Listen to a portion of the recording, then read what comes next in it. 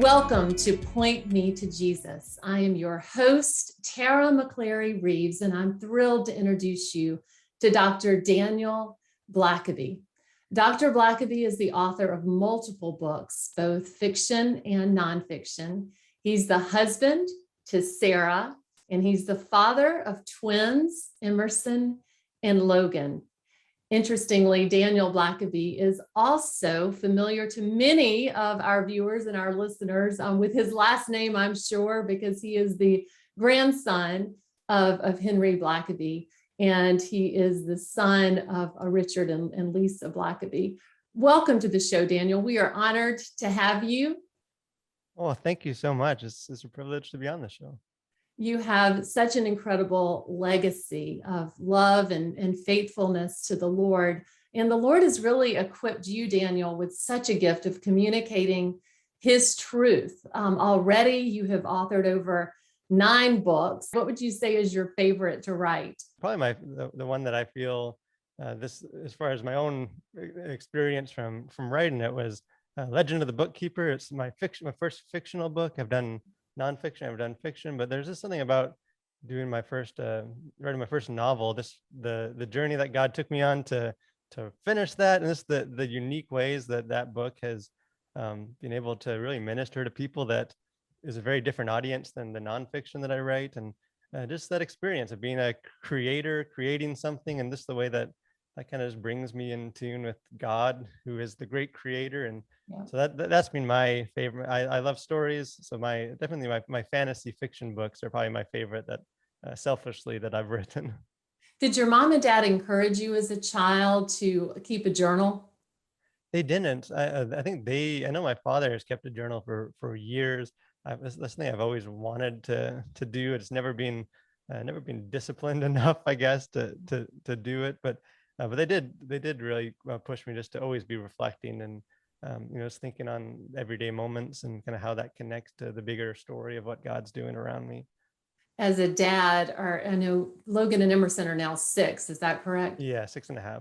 Yeah. Does it just amaze you just to see how our Creator God just designed us so uniquely special and different? You being the dad of twins, I'm the mom of twins, just those personalities that are just so unique, and being able to steward them and to shepherd them in a direction where they'll use their gifts for his glory.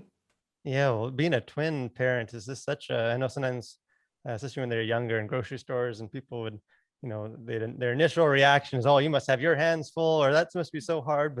But what a blessing, and especially just as a father, it's crazy. They're raised in the very same house, the same rules, same structure, same, they're just as loved, and yet they're just completely, my 2 boys, Emerson and Logan, just completely polar opposite personalities, just wired so differently and see the world differently. They think differently, they learn differently, they react to me and my wife differently. And it's just, kind of watching them grow up has just been a reminder to me that God has us all wired differently, and he has a very unique purpose for all of us. And I hope I'm faithful as a father to raise these 2 boys to be godly men, but ultimately just trusting that God has a specific purpose for each of them that's going to be unique to them. And just because they're twins, they're on very different, unique journeys. And so it excites me to see kind of, already just seeing the way that God's kind of steering their life in different directions, and kind of, as a father, is excited to kind of see where that ends up.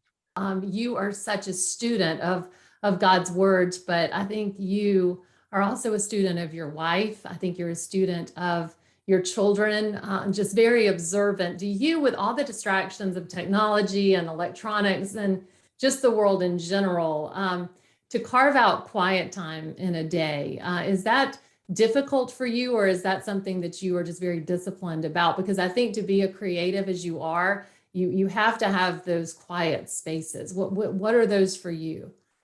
Yes, I will freely admit that I always wish I could be more disciplined in those areas than I am, and I'm always trying to just to be more structured. Part of my kind of creative kind of leaning personality almost resists structure sometimes, so that's something I got to overcome. But I think for me, a lot of the kind of my way of I guess compensating for that is just to find those moments throughout the day. I'm a jogger. I like to run marathons and training, and just finding moments like that, just to pause the music for part of the run and just pray and just think, and just driving. I don't listen to radio very often, just silence. And I still try and start the day by digging into God's word and having a quiet time.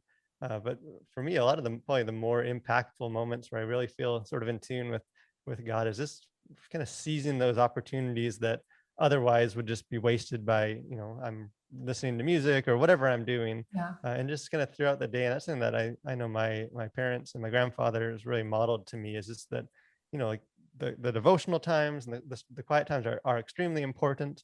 That is a very important kind of part of growing as a Christian, but the Christian life is not something that is restricted to those moments. And Right. kind of God, you have access to God throughout the whole day.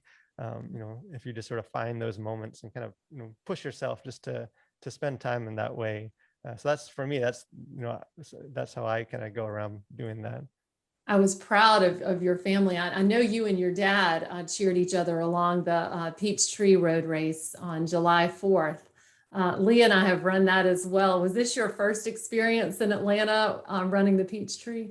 No, I think this was it's either my fifth or sixth Wow. year. I've been trying to do it every year. I've been kind of a more pretty active runner for probably the last 7 or 8 years. But yeah, my father, who I know was on this podcast a while ago, it was his first time to run it, with people, and just to kind of help encourage and train him to, that he can do it, that he can do these long distances. We actually he ran his first half marathon with me. He says his first and last not long ago, but that's just been a unique way to kind of connect with my dad and just do, and be healthy. And so yeah, that was a great experience for us. Did you run right alongside him, or were you tempted to run ahead?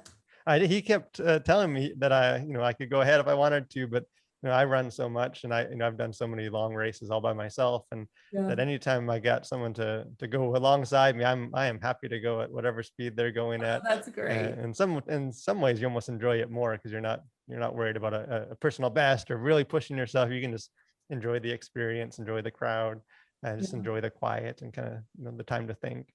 And I tell you that one, for those viewers and listeners who don't know about the Peachtree Road Race, it's always run on July 4th, and it has to be one of the most humid and hot times Yes. in Atlanta. So, and with those crowds, I think they've had up to 70,000, haven't they, Daniel, that have I believe participated? I think it's maybe the second biggest race in the world. I think they Yeah. have over 60,000. It was less this year just because of COVID, and but still, this is a lot of people that are all, a lot of different kinds of people, all kind of pushing for the same goal. Yeah, but there's so much of a spiritual analogy that Paul especially would seize on in terms of running the Christian race. And you and your family have just been so obedient to recognize that it is definitely that marathon, and just the persistence and the perseverance and the lifestyle choices that you've made to not compartmentalize your walks with Christ Jesus, but like you said, to live it in every moment. And that's such an encouragement to all of us who have at least gotten a glimpse of your family through experiencing God and some of the resources. One that really impacted Lee and me that you were able to teach on back in May. My husband Lee and I were able to attend the Billy Graham Training Center at the Cove Seminar with you and your dad. And your part, Daniel, that I think I really want to concentrate to encourage our viewers that are watching today, the importance of this collision. You have podcasts that you do, you have a weekly live stream that you do. You and your brother Mike have written a book about the collision of two worlds, that we don't need to be threatened by this world. The Lord has placed us in it for a reason, and you are giving us tools to be able to bridge that gap about how to take back arts and entertainment for God's glory. Can you tell our viewers and listeners a little bit about the ministry that God's blessed you with? Yeah, so my brother and I, my older brother Mike, we wrote a book about 10 years ago, I think. It was my last semester in college. I turned the manuscript in, I think, 3 days before I graduated college, and then a week later, moved and got married. So it was a busy time. But just looking at, we'd been out of kind of high school for long enough to you kind of hear the numbers about 70% of young adults drift away from the faith and the church, and this is a number, and it's obviously not a good number. But when you start to be out of it long enough to start putting faces and kind of experience that number and say, a lot of the people we went to church with, in the youth group they're not following Jesus. They're not attending church. Some of them are, fighting against the church. And so why is that? Why do so many people that sang the same songs, went to the same camps, did all the same stuff as us? Why haven't they stayed faithful to their relationship to Jesus? So we wrote a book, When Worlds Collide, kind of looking at that, saying, what is it about the world? What is it about the way that we, that we're training up young adults and young people to have a firm faith? Why is it not standing against some resistance? So we wrote that, and God's really used that book. But one of the, that sort of set out the concept of kind of colliding with the world based on Jesus's prayer for his final prayer for his disciples, that, I'm sending you in the world. You're to be set apart from the world, but you're also going to be sent right into the world. So we can't stay away from the world, but how do you do that in a way that sets you apart? Some of the, the follow up to that is, that's, we know the theory of that behind that, but how does your message apply to this, or when this celebrity is preaching this, or when my kids are following this TikToker, or how do you actually navigate the specifics? So about 2 years ago, working for Blackaby Ministries, I started The Collision, which really is just a practical outworking of that message of our book, of just helping young adults and helping parents of young adults, and just helping people of all generations to think critically about culture, not always negatively, but just think about what is coming out in these stories in Hollywood, in the music, and this sort of the general kind of news of pop culture. These things are shaping our culture. They're shaping the world. They're shaping us. They're shaping the people that God sent us to share the gospel with. So how do we kind of navigate these issues and think through them and talk to our kids about them and our peers about them? So we started the collision.org is the website, kind of our home base. And then from there, we have a YouTube channel, and we do live streams and social media. And we're constantly kind of growing the ministry. But really, it's just looking at kind of each week what's going on in our culture, and how can we kind of bring a biblical worldview to bear on what's happening all around us, and just make sense of it. It's so reminiscent of how Luke records in Acts, I believe it's Acts chapter 17, about Paul engaging the Athenians. Were you impacted by that at all? Because I feel like so much of what you do is a modern day version of what Paul did. So tell us a little bit how the similarities there, because I know you're familiar with that passage as well. That passage, again, it's Acts 17. It's a beloved verse. It gets used in a lot of different contexts, kind of a model for evangelism. And but there's a lot of stuff going on in that passage. I think a lot of things that sometimes we just read right over. I know for a long time I didn't really stop to think too much about it. But you have Paul in Athens, in a very pagan, non-Christian society. A lot of stuff going on. The Bible says he saw a city full of idols. So that chapter just kind of unpacks what was his response when he sees a culture that is very much antithetical to the gospel and the Christian religion. What do you do with that? And Paul goes and he's active, and he's in the middle of culture and the market and in the synagogue and church, and but then it talks about him going on to kind of the Acropolis and the Mars Hill, and just talking with the people of Athens. And the way he does that, it says he observes, and he starts talking about the idols that he sees along the way. You kind of get the picture of him just looking around and seeing what are these people worshiping? Where are they on their spiritual journey? Obviously, they're not consistent with what he knew to be the truth. And then as he talks to them, he quotes two poems, two pagan Greek poems. And if you look up the actual poem itself, these are hymns to Zeus, where it says, in him we move and have our being. And I think for we are his offspring. And he kind of uses these pagan poems that seem strange that he's even familiar with. I think in our current culture, this is sort of pop culture artifacts that we would encourage Christians not to have anything to do with, to stay away from this very anti-Christian stuff. But he uses that and in a very graceful way to say, hey, this is what your stories and your mythology, this is what you're saying, and you kind of got part way to the truth. Let me kind of fill you in on the rest of the way. You didn't quite get to the right answer, but but you're moving the right direction as far as some religion. And then he doesn't compromise in the way he shares the gospel. He's very clear No, on what the right. truth is. He doesn't, just give in to, yeah, well, if that works for you, that works for you. And he's very clear about it, but he kind of uses what they're familiar with, their stories, their poetry, their art, as a connection point. And that's kind of what we've tried to do with the collision.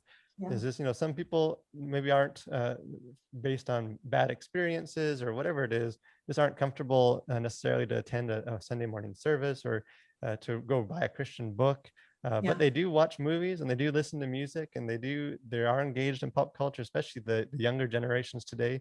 So we've at the collision just trying to find those things and kind of find the half truths and in culture, find the things that are wrong, and then also find the ways where they got partway there, and just use that as a bridge to connect to people, to build relationships, and to kind of have deeper conversation. We've been able to have conversations about bad experiences at church, suicide, depression, just a bunch of different stuff that that all came out of like a animated movie or an action movie or whatever it was.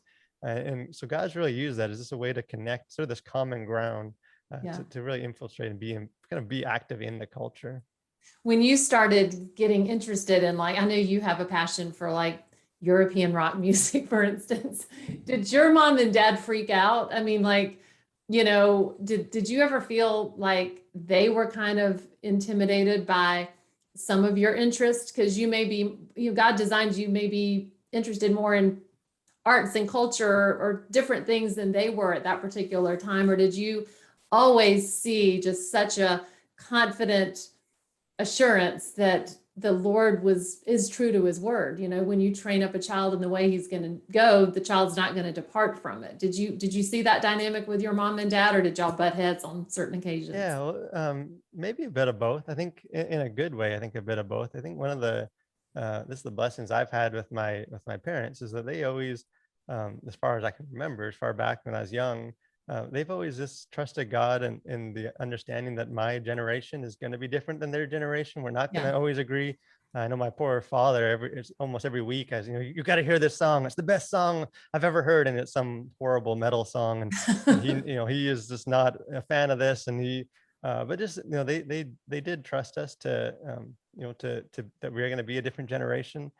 We didn't have the wisdom always to navigate it as wisely as we could, and so there were times when they kind of no, this is actually you're going too far with this, or have you thought more about the lyrics to this song? And so they did provide the guidance. It wasn't just a free-for-all by any means to get into going down, even just my writing fiction, my fantasy. I come from a family of 5. I think I'm a 5th generation author, but the first one of them to write fiction. It's still very different. And so they've always trusted that God is going to take us on a unique journey, and they've never pressured us to conform to what what their journey looked like, but they were always present to give advice, to give counsel, sometimes give some tough love if we needed it, to keep us in from going too far, to help us think through it. But that's definitely a lesson I've tried to model with my own kids. They're going to be different than I am. They're growing up in where technology and stuff is even more than I ever experienced.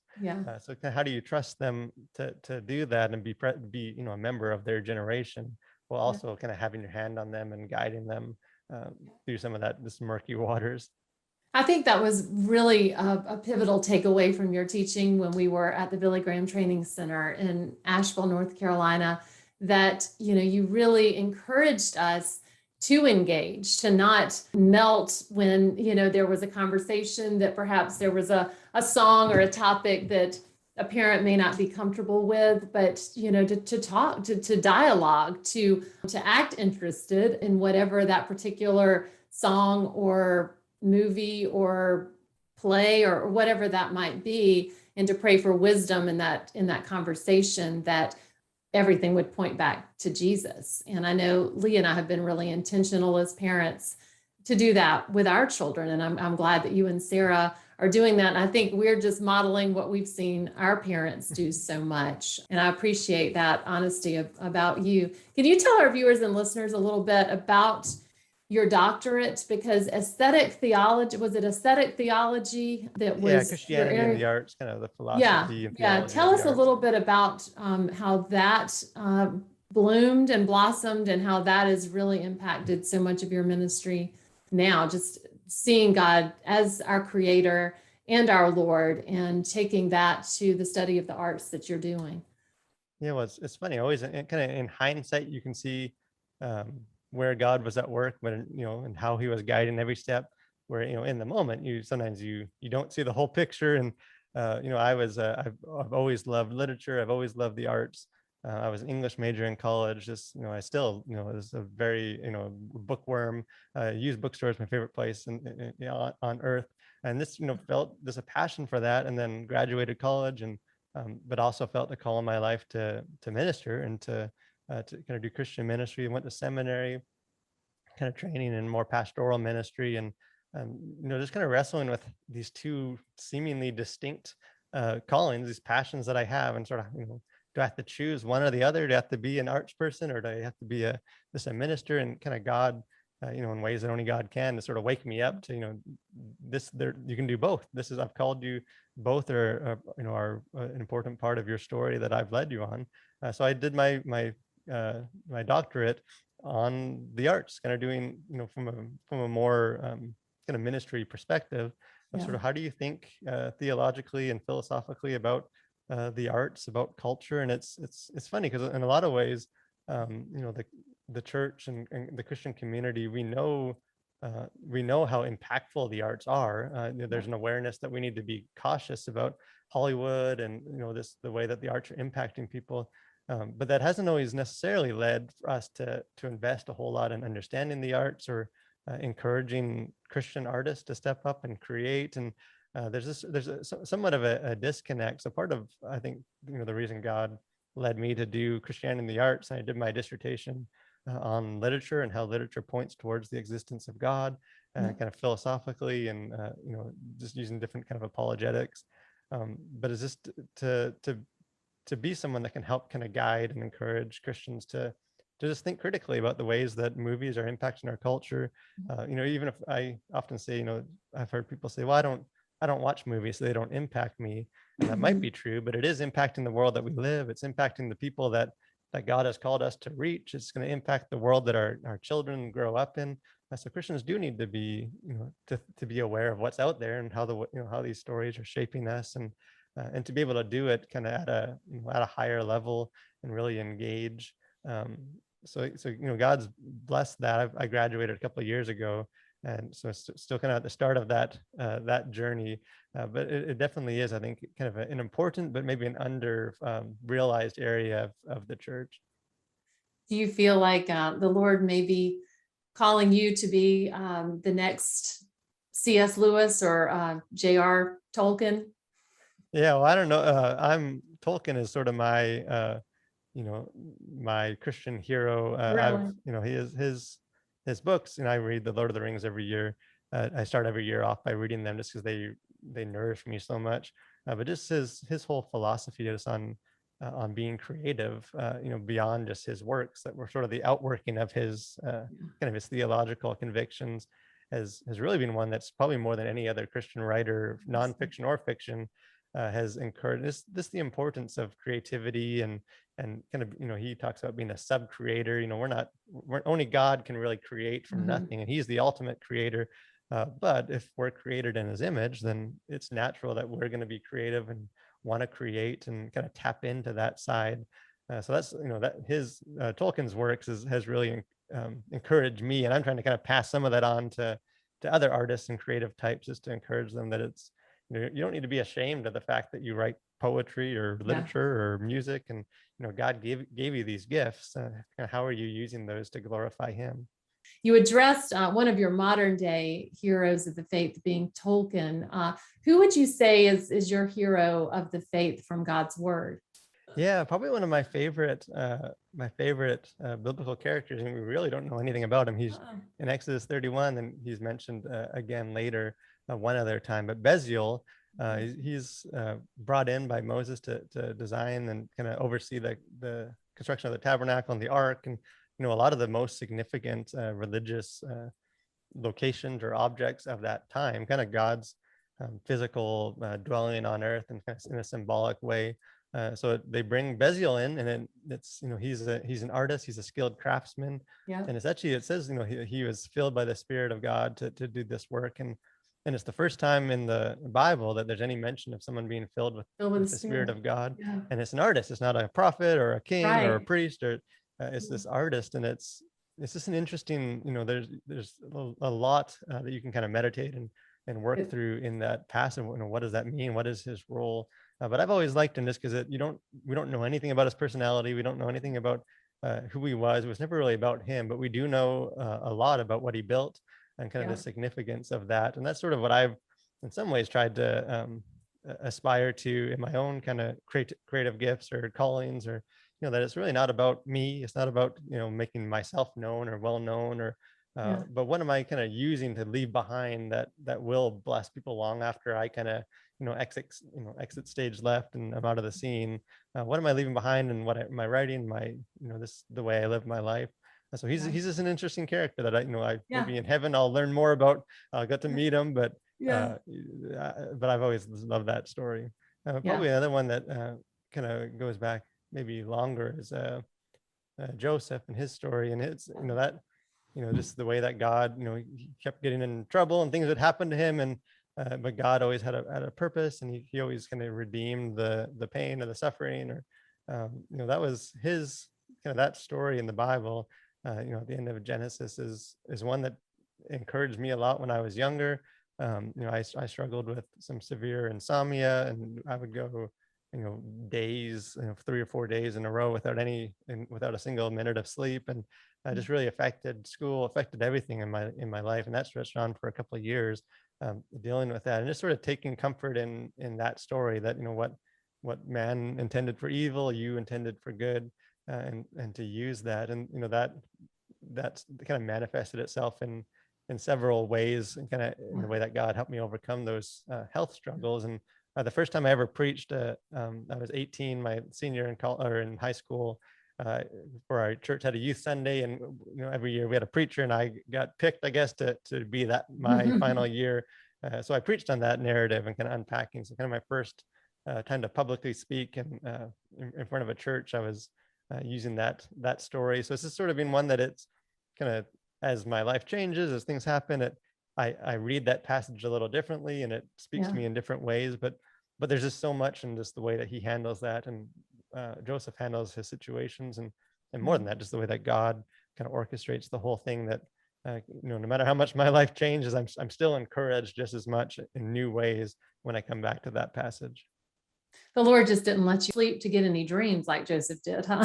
Yeah. I guess the similarities don't go all the way. They can interpret dreams that I don't have. On a more serious note, I wanted to ask you, because you do deal with millennials and kind of the next gen group. And my concern, I do read the newspapers and listen to the news, and the statistics of our teenagers and our young adults that seem to be just depressed and despairing, and the suicide rates are jumping up. What do you think? I mean, besides the fact that so many don't have a personal relationship with Jesus Christ, and you and I both know that that's the only hope that there is in Jesus Christ. Do you think that technology, Daniel, and the just constant saturation of social media is contributing to that? What are you seeing out there? Yeah, it's definitely eye-opening. I think technology is a huge part of it. I think in ways that that we don't even really begin to fully understand. Like I'm a millennial, I'm an older millennial, but I remember the first time my family got a cell phone. That was I was old enough, 10 or something, when that happened. So I grew up in a digital world, but I wasn't really born into one the way that my kids are. The generation after me, Gen Z, is, and this a lot of the like this pornography. I don't think we've seen the impact of that it's having on people's minds, and the way that that's impacting this people's happiness and fulfillment. And we haven't seen it's been around for a long time, but the accessibility is newer, and where anyone can access it at a very young age. We haven't seen that, and I think the numbers leaving the church plays a big part in that. I think sort of the disillusionment with the church has left people looking elsewhere to help them navigate these issues of identity and isolation, and they're looking to places that aren't providing good answers or good guidance, that they're sort of just increasing the problem rather than helping. So I think it's obviously there's no one reason why it's all happening, but I think this sort of technology combined with just the way that sort of the organized church and some of that has kind of repelled some of the younger generations is just a bad combination, which for as someone that has a heart for the young generations, just pushes me to take it more seriously and do kind of not just take the day off and do what I can to try and help the problem rather than just kind of feeling bad about how things are going. What are some things that you and Sarah are implementing even now, some guardrails because you're raising two boys, Emerson and Logan? Have y'all been talking about and probably already instilling in them time limits on TV or technology, or when are you going to give them a cell phone? Things like that are real practical, putting those guardrails into place to protect them. Yeah, we're kind of on the cusp of a lot of that. We've started needing to think through it more now as they're getting older, and the older they get, the more some of those issues are going to be. We're going to have to make some tough choices and help them navigate that. And I think it's as with older kids, that you can't just turn a blind eye or ignore it. And I think even like a lot of the TV shows, just because it's rated G doesn't mean that it's not deconstructing the Christian worldview or has very harmful material or pushing some other secular agenda that so we need to be aware of what's out there, and not just let them go do whatever. But so I think that is extremely important. But I'm also of the mindset too that that is the world they're entering into, and there is a saturated world with media and digital and social media, and so I want to limit how much of an impact that has, but also just the understanding that they need to learn to think critically through that. And I can shelter them for a while until they're 18, I guess, or to various degrees, but at some point they're going to need to have learned to think critically about that and be aware of what's out there and how to process it from a biblical worldview. And obviously, they're 6, so we're not having super deep philosophical conversations yet, but just helping them process when they watch a show. And what was that show about? What did you learn from that? And usually it's just something simple. They're not picking up on a lot of the stuff that's happening, but just sort of starting more and more to just help them to be able to think critically through that, so that they're not dependent on just me, guarding them from it all. That as they get older, I can kind of trust them more to just navigate it on their own in a healthy manner. I think that's so wonderful. So when y'all do go see a Disney movie, for instance, or a new release, you're in the car talking about it afterwards, about you're asking them what their takeaway was from the movie, and listening to where their heart is, and then being able to steer that conversation. That's helpful, because so many parents, Daniel, just don't engage like that, even in those simple. And I think these are pivotal years for you. These are the fundamental foundational years for y'all. And so I just want to applaud you and Sarah both for doing that. Yeah, and it's, C.S. Lewis is another, obviously another hero of mine as a creative writer. And when he talks about, the reason he wrote, the Narnia books, it wasn't necessarily to convert children into the gospel, although he was happy when that happened. But it was just kind of planting these seeds, making these kind of concepts of the gospel familiar, that when they got older and they encountered these concepts and these truths again, it wasn't foreign to them. That they had a kind of a foundation for it. And I think that's great when it's kind of Christian seeds being planted. But the same is true, obviously, on the other side, that a lot of these, even if kids aren't understanding everything in the movie, they're not grasping all these social agendas or political things in films, that it is in ways that they maybe can't process themselves or articulate, but it is planting these seeds early. So I don't think it's ever too early to just start getting them thinking about it, even if they say they don't understand it, or they're not picking it up. It does matter. These are the stories that are kind of shaping the way that they. And sometimes I think if we wait too long, these seeds are in there so deep that it's tricky to help them process it at that point. No, it is so, and we have to be so hands-on and intentional. And I'm encouraged to see your heart as a dad in that same way that I'm sure your dad and your grandfather, because you're not just going to leave a legacy, you're living a legacy. And it's just beautiful to watch your faithfulness and your decision daily just to maintain that discipline of obedience to him. And I think our viewers are going to see that in you, Daniel. I know our listeners will. And as they read your books and just see the depth of insight that the Lord's given you, you're truly a gift to this generation and the next generation. And we are just so honored to know you. In closing, how may we pray for you? Because I know the Lord is constantly giving you creative ideas. How may we pray for you in upcoming projects? I think maybe just helping, pray that God just gives me some clear direction on, I'm definitely an idea person. I feel a lot of passions for things, and it's just kind of trying to seek God as far as how do I invest my time? How do I, how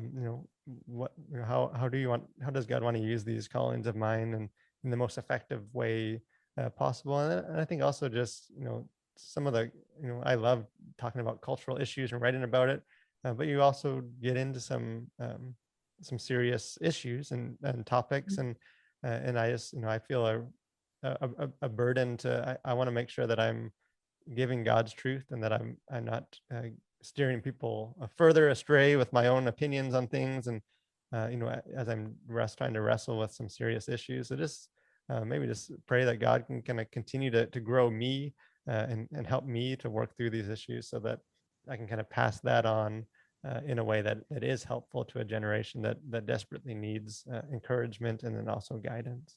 We definitely will. Well, thank you for being with us. And viewers and listeners, I want you to check out Dr. Daniel Blackaby's resources. We are going to have them listed in this whole podcast, vlogcast little package.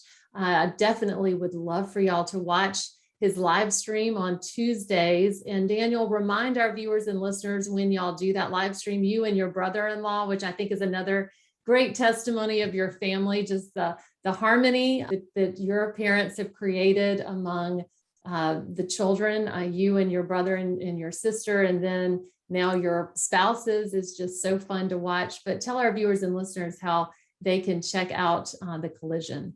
Yeah, well, the Collision live every Tuesday at noon Eastern time on Facebook and on our YouTube channel, which you can find both those at thecollision.org. We do a live stream about 30 minutes, just talking about what's going on in culture, asking questions. Sometimes we're giving answers. Sometimes we're just trying to raise some questions for thought. But we always encourage people, if they're watching live or if you guys are watching it later on after it's aired, to post comments and just have these conversations and kind of work through these issues each week together.